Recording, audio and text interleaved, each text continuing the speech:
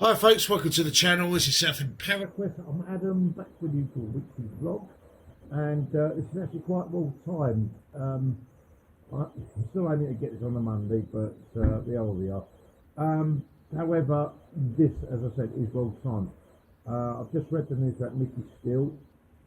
He's finally going to be released after a marked improvement in his behaviour, according to the report on Sly News.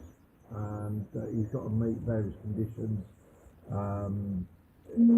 got to be a designated address and wear a tag and report to for probation and all that business. I've no doubt he'll probably back on an NDA as well, because I'm sure the beans will be spilled at some point. The truth will come out. But that's great news. Mickey's, whatever the reason, Mickey's finally out.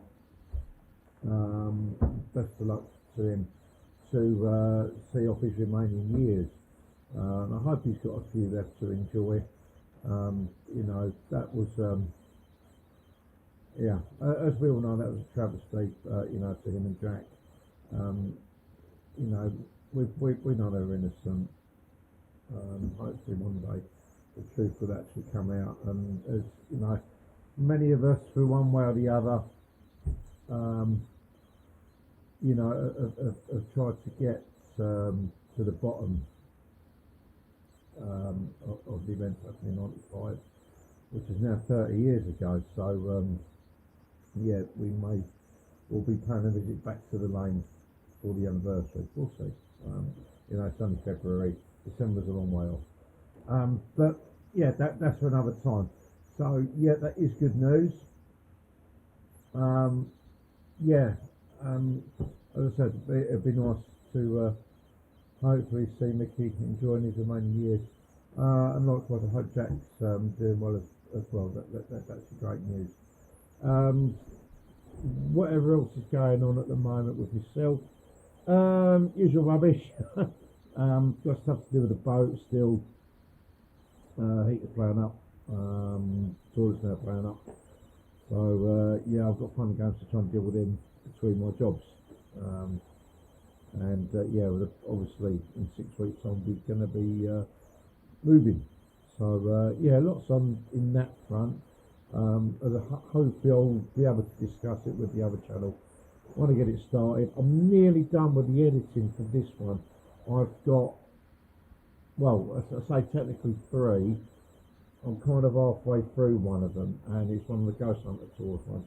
What I'm trying to do with the Ghost Hunter Tour stuff is be a lot more, what's the word, ruthless, I suppose, with the editing, because they're a great experience, but obviously for you guys there's a lot to watch and there's not a lot really going on, so I'm trying to be yeah, there's a lot more ruthless with the editing.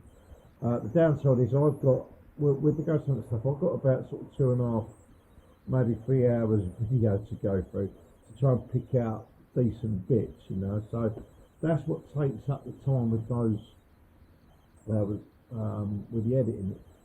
You know, it's trolling through 3 hours of footage to try and pick out some decent bits to keep it watchable with a decent, you know, try and keep some continuity going. So yeah, that's where we are. But as I said, I'm more or less there. Yeah, so 2.5 videos. I'll be up to speed with the editing, and I'll start getting it uploaded. And what I'm planning to do, in a slight change to how I was doing the channel, is the recorded content. I will put that out on the weeks when we're not doing the live, because we're sort of doing 2 lives a month, so it'll balance out. We'll get 2 lives and we'll get 2 recorded, so you're getting at least 1 bit of content a week, and then anything on top is a bonus. So yeah, that's where we're at. Yeah, and talking of lives, don't forget Monday we are doing the Ask a Medium. We're going to hopefully Rudy, if he's not doing photography again, Rudy Gloria, yourself, Karen. I think Jeff may be joining us again. It's great to see his thoughts and insights into the area of spirituality. It's been really enjoyable listening to what Jeff, from Jeff's perspective, as somebody sort of newly come into this world, I suppose you could call it. So yeah, there we go. Yeah, I mean, obviously Monday's going to be Ask a Medium, but I'm quite happy to take. We're quite happy to welcome questions and comments about the developments today regarding Mickey Steele. Yeah, as I say, it'd be nice if the real killer was actually brought to justice. Whether that happened or not, I don't know. I doubt it. I don't think Essex Police really want to be digging all that up again when they've hid so much of it over the past 30 years. Allegedly. It's great to see that today.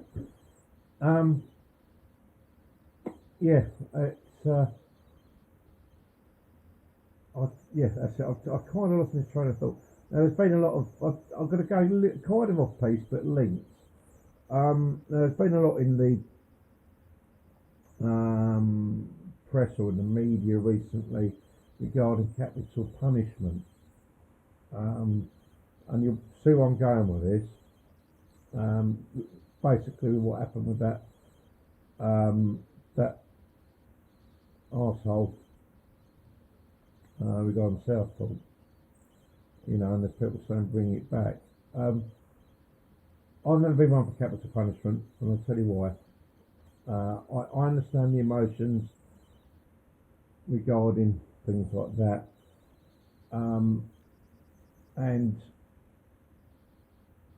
I know people say that these days with modern processes such as DNA and so on, it's much more accurate to know a killer / rapist, pedo, so on. Now, Mickey and Jack are a prime example of why capital punishment isn't the answer. One or two other cases that I've looked at, such as the one over in Fort Bay from 1945, that was cut and dry, and you could clearly see that case was manslaughter, but the guy that pulled the trigger got the rope. Really shouldn't have had it. It should have been manslaughter. That's one. When we did have capital punishment, but had capital punishment still been available, would Mick and Jack have ended up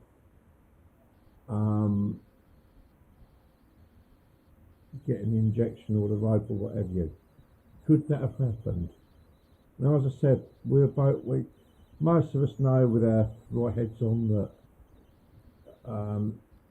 they're innocent. The evidence such that it was flimsy at best. There's loads of holes in it. Why the CPS constantly threw it out, I've no idea, but that's for them. We are where we are. So there's that. And more recently, we're talking about modern day evidence and technology can nail people much more. So what about Lucy Letby? All right. Now the evidence on that is now changing. If the capital punishment thing had been there, would she be getting it as well? Only for later on to, should this happen, and those of us that have been following the Lucy Letby thing were telling, oh, sorry Lucy, we got it wrong. It's all right for her, she's dead. We'll posthumously exonerate her of her crimes. This is why capital punishment isn't an answer. If it was the answer, then the states wouldn't have. Then the US, which obviously in some states still has capital punishment, there wouldn't be any crimes of that nature. But there are. It's not a deterrent. And if you get it wrong, you just put an innocent person to death. If you get it wrong, or if your face doesn't fit, you know, which I've seen in the stuff that I've looked at. I mean, most likely Essex Boys, that Mick and Jack's faces didn't fit. I did we want them out of the way, or Mick to be specific. And where we are, we are. If we'd had capital punishment, would they have been facing that, or already have had it? Who's to say? Anyway, yeah, I went slightly off page, but I hope you can see where I was coming from with that. Definitely very thought provoking. I'm gonna leave it there on a positive note. Love and light to a lot of you. God bless you all. We will see you Monday for the Ask a Medium, and we'll all look forward to that. Thank you very much. Bye bye.